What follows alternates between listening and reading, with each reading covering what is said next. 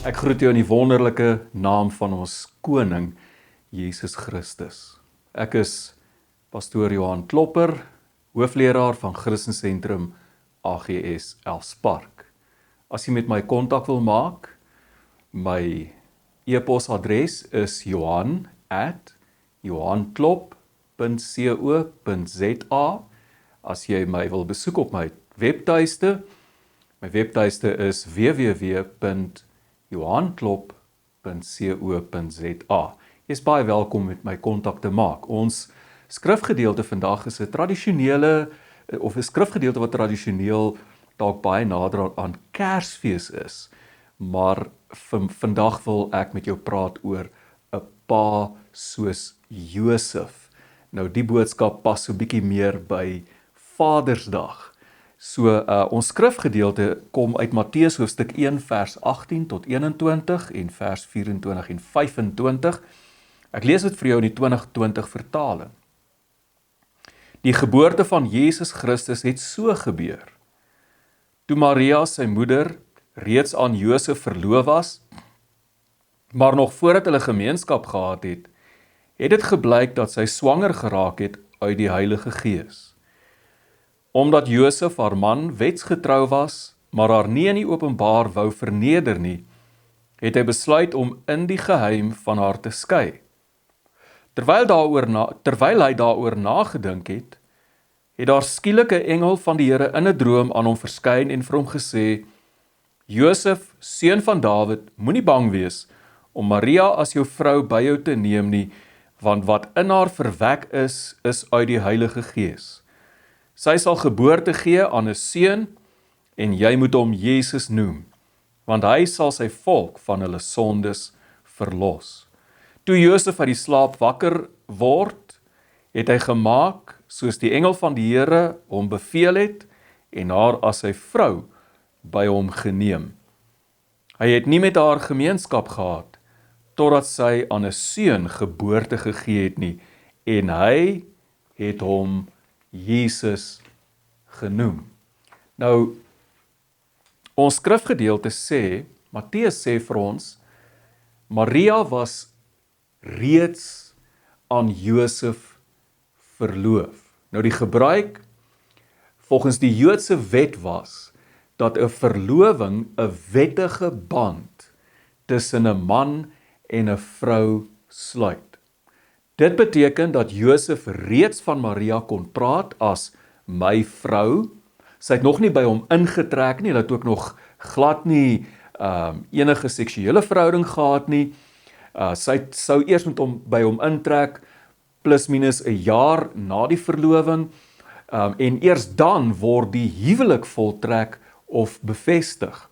Maar intussen, as Josef hierdie verloving wou beëindig, moes hy wettiglik van haar skei. Nou, toe Josef agterkom dat Maria swanger is, was die eerste gedagte wat by hom opgekom het, maar hier moet nou 'n ander man betrokke wees. En die oorspronklike taal sê dat Josef was 'n regverdige man. Nou wat beteken dit as die Bybel sê Josef was 'n regverdige man? Dit beteken Josef was getrou aan die wet van Moses.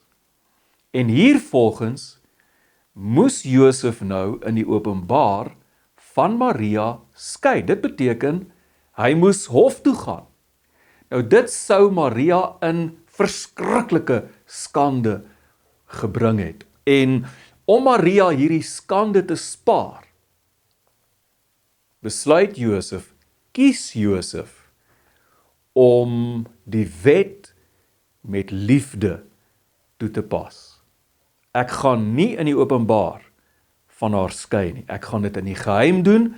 Niemand hoef enigiets hiervan te weet nie. Ek gaan haar bloot net 'n skeibrief gee. En sodoende antisipeer Josef as ware die genadeverbond wat aan die kom was in Jesus Christus, waar geregtigheid en liefde mekaar omhels. Nou luister mooi. 'n Pa se werk is om die hoof van my huis te wees. Ongelukkig verstaan te veel paas dit as ek is die baas van my huis. Ek het die reg om my gesin te domineer. My woord is wet en my vrou en my kinders moet in die skaduwee van my wil leef. Dit is 'n pa se werk om te dissiplineer. Ongelukkig verstaan te veel paas dit outomaties as lyfstraf. Die kind moet 'n pak slaag kry. En dan word hierdie straf meedoenloos, ongenaakbaar toegepas. Nou dit is so, as ons kyk na Josef, en ons praat oor om 'n pa te wees soos Josef, dan, en ons kyk na hoe Josef die wet met liefde toegepas het, met genade toegepas het, noop dit ons om die volgende vraag te vra. Ja, pa, jy is die hoof van jou huis, maar hoe doen jy dit met liefde en met genade? Ja, pa, dit is jou werk om te dissiplineer, maar hoe doen jy dit met liefde en met genade? En die verskil is dit, 'n hoofskap en dissipline wat maak dat jou vrou en jou kinders vir jou bang is, jou vrees, of 'n hoofskap en dissipline wat maak dat jou vrou en kinders vir jou lief is. Nou kom ons gaan so bietjie verder. Omdat Josef 'n regverdige man was dit sy grootste begeerte gewees om God se wil te doen. En ons sien dit, want toe God se woord deur 'n engel in 'n droom na Josef toe kom, het hy nie geaarsel nie, hy het nie gehuiwer nie, hy het onmiddellik gedoen wat die Here vir hom sê om te doen. En in plaas van om van Maria te skei, het Josef haar by hom ingeneem. Dit beteken, in plaas van om van haar te skei, het sy ingetrek. Met ander woorde, sy het nou sy vrou geword. Maria was nou nie meer net verloof aan Josef nie, sy was nou getroud aan Josef gewees. Ons sien dit weer, wanneer, of tenminste net nadat Jesus gebore is, het koning Herodes die Grote wat aangestel was deur die Romeine om te regeer oor Judea, Samaria en Galilea, daardie hele gebied. Koning Herodes het 'n komplot gesmee om Jesus dood te maak. En julle sal onthou hoe dat hy 'n bevel uitgevaardig het om al die seentjies 2 jaar en jonger van Bethlehem en die omgewing van Bethlehem dood te maak. Nou, mense sal sê, joh, verskriklik wreed, kan dit wees dat iemand ooit so wreed is? Ons kan nie hierdie storie glo nie, maar as jy buite Bybelse bronne gaan raadpleeg, dan kom jy agter, Herodes was inderdaad 'n besondere wrede man gewees. Hy was ook 'n baie agterdogtige persoon. In vandag se taal sal ons sê hy was baie paranoïes gewees. Herodes die Grote het van sy eie seuns om die lewe gebring. En as hy sou uitvind, wat hy ook gedoen het, dat hier is nou iemand anders gebore in my ryk, iemand anders, wat hulle sê die koning van die Jode is, wel ek is die koning van die Jode, daar's nie plek vir 2 van ons nie, wat sou hy nie als gedoen het om seker te maak, dat Jesus nie vermoor word nie. Maar weer 'n keer, kom God se woord in 'n droom, deur middel van 'n engel, na Josef toe. En die engel sê vir hom, in die droom, Matteus 2 vers 13, maak gereed, neem die kindjie en sy moeder en vlug na Egipte en bly daar tot wanneer ek jou opdrag gee. En onmiddellik was Josef gehoorsaam. Nou hier kom twee baie belangrike waarhede na vore vir ons as paas. Eerstens, as 'n pa, hoe vorm ek my gesin? Met ander woorde, wat is die kern, die sentrale punt waar rondom ek my gesin vorm? Is dit my wil? Is dit my werk? Is dit my stokperdjies? Is dit geld? Is dit my tydverdryf? Wat is die kernbeginsel waar rondom jy, pa, jou gesin vorm? Josef, Maria sy vrou en Jesus, hulle kind, het rondom die wil van God saamgekom. Die woord van die Here kom tot Josef, hy is gehoorsaam aan die woord, hy neem Maria by hom in, hy trou met haar, hy ontferm hom oor haar seun Jesus, hy word sy wettige pa, en so vorm hy sy gesin rondom die wil van God. Pa, jy word eers regtig hoof van jou huis. Daar's 'n ander mooi woordjie wat ons kan gebruik, en dis die woordjie priester. Jy word eers regtig die hoof of die priester van jou huis, wanneer jy jouself aan God onderwerp en toelaat dat jou gesin rondom die wil van God, niks anders nie, maar rondom die wil van God begin vorm aanneem. Tweede belangrike beginsel of waarheid wat hier na vore kom is, pa, hoe beskerm ek my gesin? Josef, in sy angstigheid om aan God gehoorsaam te wees, het hy sy gesin beskerm. God se woord kom na hom toe, deur 'n engel in 'n droom, hy is onmiddellik gehoorsaam, en hy laai vir vir Maria en sy seun Jesus, ja, jy het reg gehoor, sy seun Jesus, onthou hy was sy wettige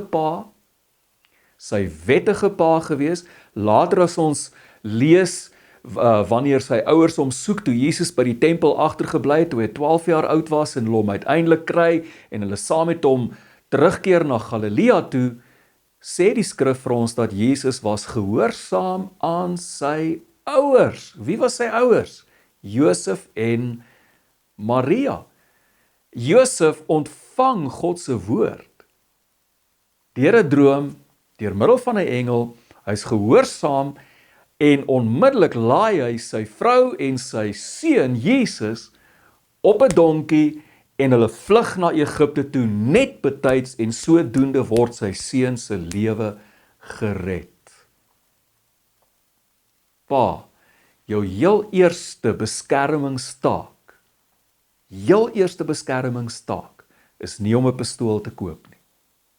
Is nie om die wering aan jou huis te bring, of 'n alarm in te sit, of 'n waghond te kry nie. Nee, jou heel eerste beskermingstaak is om jouself aan God te onderwerp, en jou gesin onder die beskerming van die Allerhoogste te kry. Dis jou heel eerste taak, want God beskerm nie net teen goed wat ons liggaamlik kan skade aandoen nie. God beskerm ons ook teen goed wat ons psigies, emosioneel, in ons denke en ook geestelik kan skade aandoen. Maar kom ons gaan verder. Het jy gesien hoe die engel Josef aanspreek? Die engel sê, Josef, seun van Dawid. En dan kry Josef die opdrag van die Here af om aan sy seun sy naam te gee. En sodoende gee Josef aan sy seun identiteit. Identiteit. Hoe doen hy dit? Eerstens, deur hom te vestig in die nageslag van koning Dawid. Ja, ek Josef is 'n seun van Dawid en my seun is dus ook 'n seun van Dawid. Vir die res van sy lewe sou Jesus kon sê, ek is Jesus, 'n seun van Dawid, 'n wettige troonopvolger van koning Dawid. Ek is die ware koning van die Jode. En Josef moes ook aan Jesus sy naam gee. Jy moet hom Jesus noem. Yeshua. Wat beteken Yeshua? Die Here red. En dis presies wie Jesus was. Op 'n stadium sê Jesus, die seun van die mens het gekom om te soek en te red die wat verlore is. Die Here red. Dis sy hele identiteit. En sodoende gee Josef aan sy seun identiteit. Vir 'n dogter is 'n ma waarskynlik die belangrikste persoon as dit kom by die dogter se identiteit. Maar vir 'n seun is dit sy pa. Is sy pa. En pa, vir beide jou seun en vir jou dogter, is jy die belangrikste een wat identiteit gee aan God die Vader. Wat bedoel ek daarmee? Hoe jou kinders, jou seun en jou dogter, jou as pa sien, gaan bepaal hoe hulle God as Vader sien. Baie mans, volwasse mans, groot klomp mans, wat nie weet wie hulle is, of wat hulle is nie, is of ek het geen verhouding met my pa gehad nie, my pa en my ma is geskei, en my pa het uit my lewe uit verdwyn, of my pa is vroeg dood, ek het geen verhouding met my pa gehad nie, of 'n gebroke, stikkende verhouding met jou pa, geen identiteit nie. En meeste mense, vrouens en mans, wat nie 'n goeie beeld van God die Vader het nie, is omdat hulle nie 'n goeie beeld van hulle pa het nie. Om vir jou op te som, kom ons vat dit net saam. Dit is die pa se taak om die hoof van sy huis te wees. Dit is die pa se taak, oorhoofs, om dissipline te handhaaf in sy huis. Die vraag is, pa, hoe gaan jy dit doen? As ons na Josef kyk, dan doen ons dit met genade en met liefde. Dit is my taak om die priester van my huis te wees. En my hooftaak hier is om my gesin te vorm rondom die wil van God, niks anders nie. Dis my taak om my gesin te beskerm. Ek doen dit deur myself aan God te onderwerp en my gesin onder die beskerming van die Allerhoogste in te bring. En ek as pa, ek bepaal die identiteit van my seun. So belangrik. En ek as pa bepaal hoe albei my kinders, my seun en my dogter, God die Vader gaan sien. Ongelukkig is daar soveel gebroke verhoudinge tussen paas en kinders en dit veroorsaak oneindig pyn, geweldig baie pyn. En ek wil glad nie vandag 'n teiken op 'n pa se rug sit nie. Geen pa is volmaak nie. Ons almal leef in 'n gebroke wêreld en paas kan ook baie gebroke wees. En die meeste wonde waarmee volwassenes vandag rondloop, veral mans, is as gevolg van 'n stikkende verhouding van 'n pa wat gedomineer het, wat afwesig was, wat alkohol misbruik het, wat ma mishandel het, wat net aan sy werk gedink het, my afgeskeep het, ensovoorts, ensovoorts, ensovoorts. Ek sluit hierdie boodskap af met 'n paar vrae. En ek wil hê jy moet baie fyn luister na hierdie vrae en dink baie mooi daaroor na. Eerstens, wie is die eerste persoon wat jy dink jou werklik liefgehad het? Dink baie mooi. Wie is die heel eerste persoon wat jy dink jou werklik liefgehad het? Wie was dit? En dan 'n paar ander vrae. Het jou pa jou liefde gegee? Kon jy na hom toe hardloop en in sy arms spring? Kon jy op sy skoot gaan sit? Hoe het jou pa jou gedissiplineer? Het hy dit met liefde gedoen? Was hy baie weg van die huis af? Was hy meeste aande by die huis, of nie? As jy in en om die huis werkies gedoen het, het hy dit raak gesien? Het hy sy waardering gewys? Was hy baie krities teenoor jou? Was hy lief vir jou ma?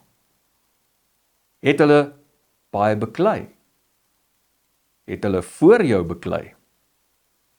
Het jou pa baie gedrink? Was hy soms gewelddadig? Het jou pa jou ma dalk aangerand? Was jy bang vir jou pa? En dan die laaste vraag. My pa het my soos wat laat voel? Antwoord hierdie vraag, is baie belangrik. My pa het my soos wat laat voel? Of as jy al volwasse man is, selfs as jou pa al gesterf het, of ten minste as jou pa nog leef en jy is 'n volwasse man, my pa laat my hoe voel? Hoe? En hier is gevoelens belangrik.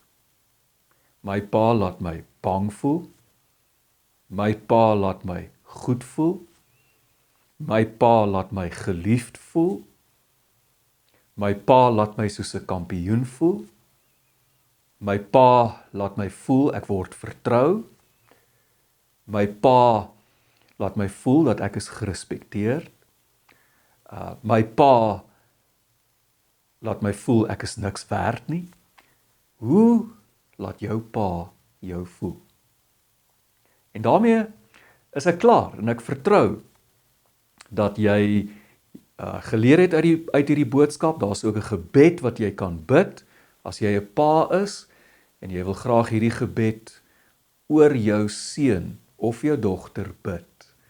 'n Seëngebed waarin jy jou eie foute en tekortkominge erken, vergifnis vra vir jou kind as dit nodig is en ook jou kind vrymaak om sy of haar volle potensiaal te bereik. As jy hierdie gebed wil hê, kan jy dit by my kry deur vir my te skryf en dit bloot net aan te vra by Johan@johanklop.co.za. Johan@johanklop.co.za.